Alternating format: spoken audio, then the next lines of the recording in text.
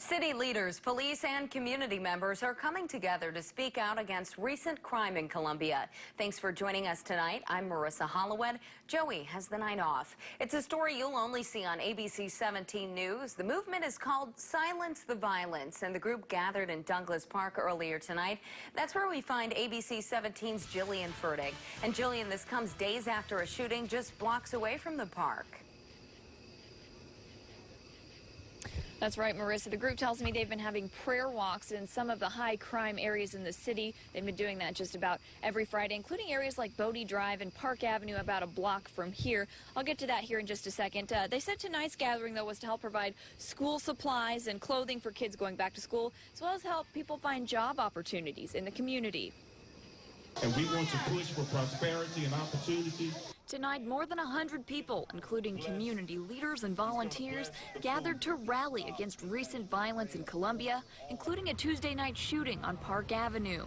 It's ironic, but we had planned this a couple of weeks ago, and now we got some violence that just happened a block away from here. Tonight's event provided food, school supplies, haircuts, and clothing vouchers to help out kids going back to school. We think education is very important to prevent some of the violence, because we think that violence is just a byproduct of poverty.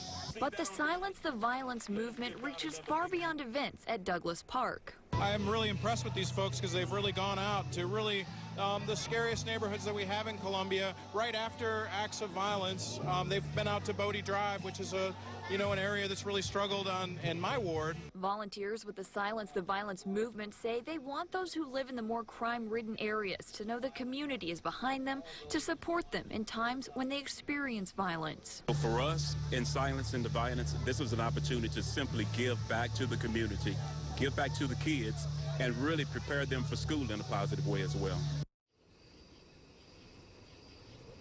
No arrests have been made in the most recent shooting that happened on Park Avenue. Reporting live in Columbia tonight, Jillian Fertig, ABC 17 News. Thanks, Jillian. The group says they host prayer walks just about every Friday.